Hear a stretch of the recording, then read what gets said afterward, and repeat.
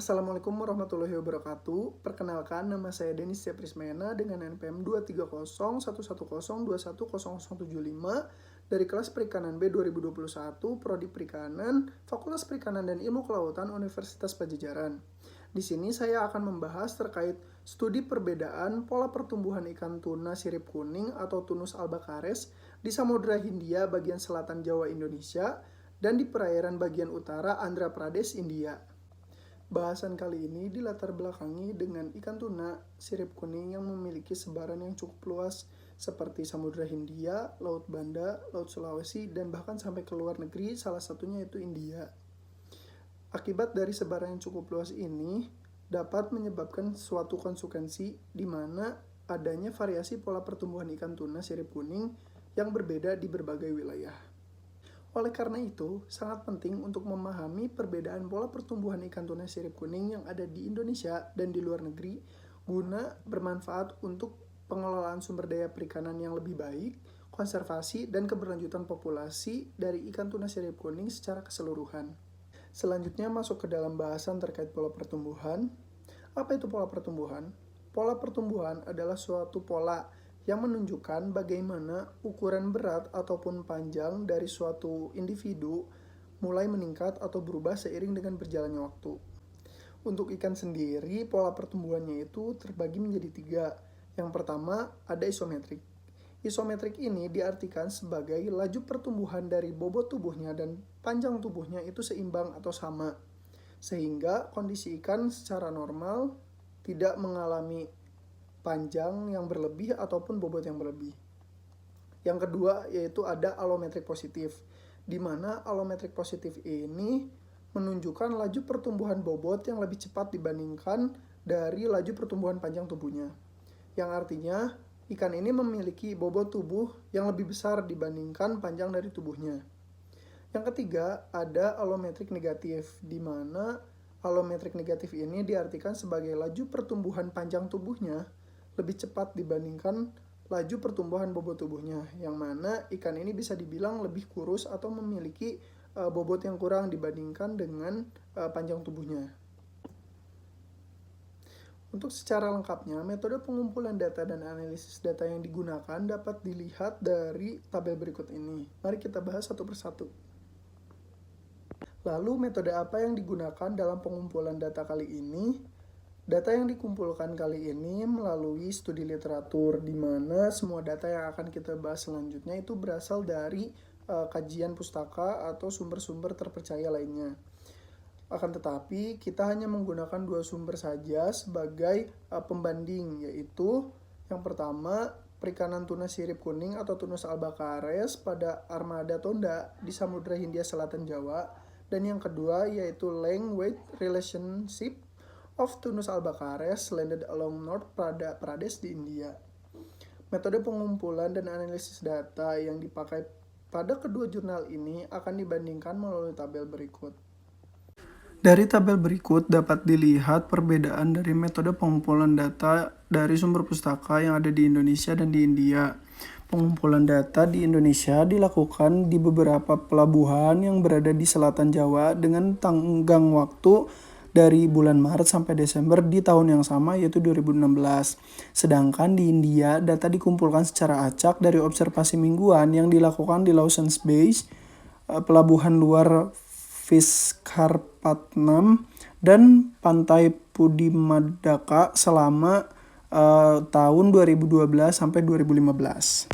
Lalu untuk alat tangkap yang digunakannya sendiri cukup berbeda, di mana di Indonesia menggunakan beberapa jenis pancing seperti tonda, taber, pancing tombak atau pelampung, pancing coping, dan pancing layang-layang. Sedangkan untuk di India sendiri penggunaan alat tangkap yang digunakan yaitu jaring pokat dan jaring insang. Selanjutnya perbedaan dari analisis data yang digunakan, di mana panjang dan bobot total di Indonesia diperoleh dari pencatatan enumerator daerah LRPT terhadap pendataan hasil tangkapan armada Tonda. Sedangkan dari India sendiri total berat basa tubuh ikan diambil melalui neraca elektronik dan dicatat dalam gram dengan presisi gram hingga 0,01 gram. Perbedaan selanjutnya dilihat dari hasil CPUE, di mana di Indonesia terdapat perhitungan CPUE atau catch per unit of effort menggunakan rumus Per dan Venema tahun 1999. Sedangkan di India tidak terdapat hasil dari perhitungan CPUE. Lalu ada distribusi panjang. Kedua jurnal atau sumber tersebut menggunakan sebaran frekuensi panjang yang disajikan dalam bentuk grafik. Untuk melihat sebaran ukuran dari grafik tersebut dapat terlihat puncak atau modus yang menggambarkan ukuran ikan paling banyak tertangkap dengan alat tangkap.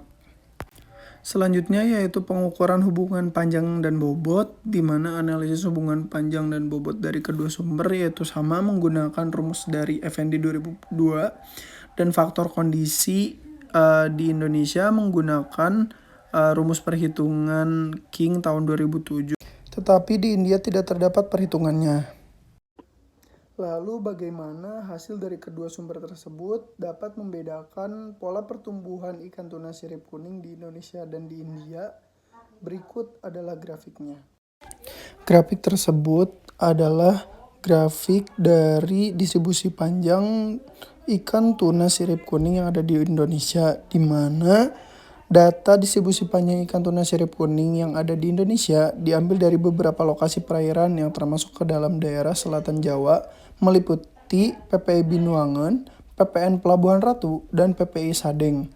Di tahun yang sama yaitu 2016, dengan hasil pengukuran panjang tuna sirip kuning di PPI Binuangan berkisar antara 23 sampai 168 cm yang didominasi oleh ukuran 26 sampai 50 cm.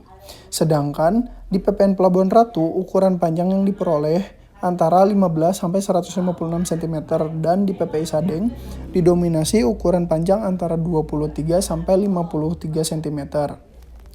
Berbeda dengan distribusi panjang yang terdapat di utara Andhra Pradesh, India, data yang didapatkan diambil dari beberapa periode atau tahun yang berbeda, yaitu dari tahun 2012 sampai 2015. Peningkatan bertahap pada panjang rata-rata diamati sejak 2012 hingga 2014 dengan rata-rata panjang tertinggi yang tercatat sebesar 92,7 cm pada tahun 2014 dan rata-rata panjang terendah sebesar 63,7 cm yang tercatat pada tahun 2015 seperti tabel berikut. Selanjutnya adalah pembahasan terkait hubungan panjang dan bobot tubuh ikan. Gambar di atas menunjukkan hubungan panjang bobot tubuh ikan yang ada di Indonesia. Dari ketiga gambar di atas dapat diidentifikasikan bahwa yang pertama, di PPI Binuangan, pola pertumbuhan atau hubungan panjang bobot tubuh ikannya ini termasuk ke dalam isometrik karena nilai dari B-nya sendiri itu mendekati 3 atau sama dengan 3, yang mana artinya hubungan dari panjang dan bobot tubuh ikannya itu seimbang. Lalu yang kedua yaitu ada dari Pelabuhan Ratu, di mana dari hasil analisis Pelabuhan Ratu sendiri itu B-nya tuh lebih dari 3, yang mana diartikan sebagai pola pertumbuhan alometrik positif, yang artinya pola pertumbuhan atau hubungan panjang dan bobotnya itu bobotnya lebih cepat daripada pertumbuhan panjangnya. Sedangkan pada lokasi terakhir yaitu PPI Sadeng memiliki pola pertumbuhan atau hubungan panjang dan bobot yang bersifat alometrik negatif, di mana dapat diartikan bahwa pertumbuhan panjang dari tubuh ikan yang ada di PPI Sadeng itu lebih cepat dibandingkan pertumbuhan bobotnya. Selanjutnya pembahasan terkait hubungan panjang dan bobot tubuh ikan yang ada di India. Berbeda dengan hubungan panjang bobot yang ada di Indonesia, hubungan panjang bobot atau pola pertumbuhan yang ada di India cenderung hampir sama atau relatif sama, di mana nilai dari B-nya itu sama-sama mendekati 3 atau sama dengan 3, yang dapat diidentifikasikan bahwa pola pertumbuhan ikan nila sirip kuning yang ada di India itu bersifat isometrik atau pertumbuhan tubuh dari bobot dan panjangnya itu sama ataupun setara.